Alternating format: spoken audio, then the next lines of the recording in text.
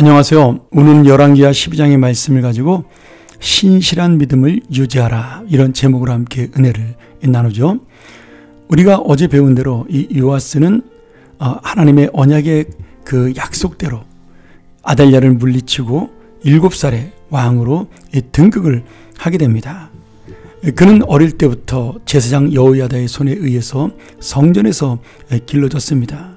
그러니 성전은 그의 고향과도 같았고 소중한 보금자리였기에 그 성전에 대한 마음이 가득했을 것입니다. 이 요아스는 그 믿음으로 잘 자라서 또한 이 왕의 노릇도 처음에는 잘 했습니다. 그런데 요아스가 볼 때 안타깝게도 이 성전이 30살이 될 때까지 수리가 되지 않았습니다. 아마도 아달랴가 자신은 우상숭배를 했기 때문에 성전을 아마 소홀히 여겼겠죠.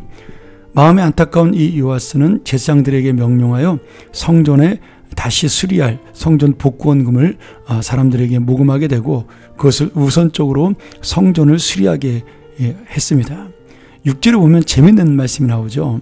제사장들이 성전에 파손한 데를 수리하지 아니하였다.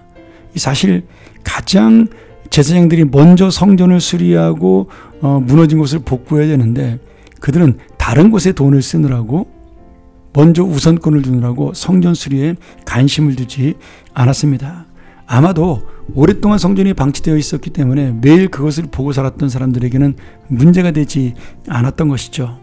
또 하나는 지금 내가 하고 있는 그 일이 더 중요하다고 생각을 해서 성전 수리에 먼저 신경을 쓰지 않았습니다.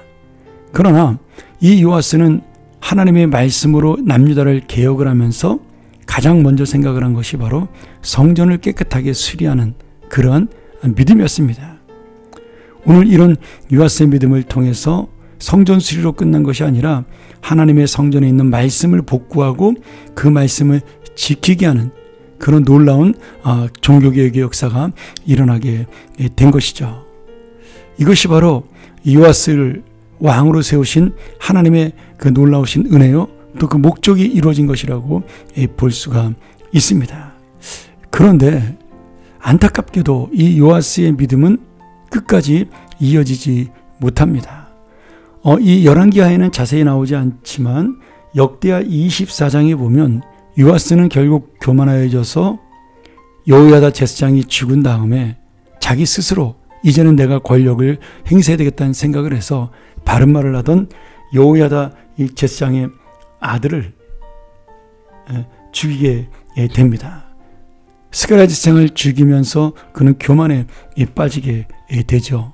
그리고 하나님보다 다른 나라의 힘 있는 왕을 의지하는 그런 어리석은 일들을 저지르게 됩니다. 오늘 우리가 이 말씀을 보면서 우리가 많은 것을 개혁하고 또 믿음으로 내가 모든 것을 변화를 주어서 좋은 삶을 살아갈 수 있지만 그러나 나이가 들어가면서 끝까지 이런 믿음의 삶을 유지한다는 것이 사실은 쉽지 않다라는 사실을 이 요아스가 보여주고 있는 것이죠.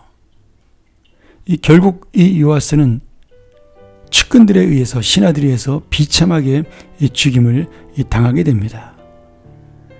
자신의 가장 은혜를 갚을 자였던 여호야다 제사장의 아들 스가랴를 죽인 죄, 그리고 우상 숭배로 빠진 노년의 타락, 하나님을 의지하지 아니하고 강한 강대국을 의지했던 그러한 불신앙, 이런 것들을 바라보며 하나님께서는 이 요아스에게 죽음이라는 형벌을 내리게 됩니다. 우리가 날마다 하나님의 믿음으로 살아가는 것, 이것이 얼마나 어려운가를 보여주는 것이 바로 요아스의 개혁과 그의 죽음입니다.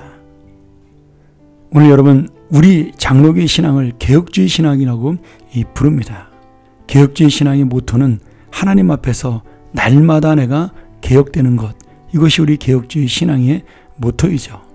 하나님이 내 앞에 있는 그 사실을 날마다 잊지 않고 살아간다면 우리는 날마다 우리의 모습을 바꾸고 변화시키며 기어나가는 인생이 되리라 믿습니다. 오늘 다시 한번 이 요아스의 인생을 바라보며 정말 처음에 요아스를 놓지 않는 삶, 하나님을 끝까지 바라보는 삶, 내 앞에 계신 하나님을 내가 두려워하는 삶, 경외하는 삶이 되어 우리 인생이 날마다 개혁되고 하나님의 칭찬을 받는 그런 귀한 믿음의 삶이 되기를 간절히 소원합니다. 함께 기도하겠습니다.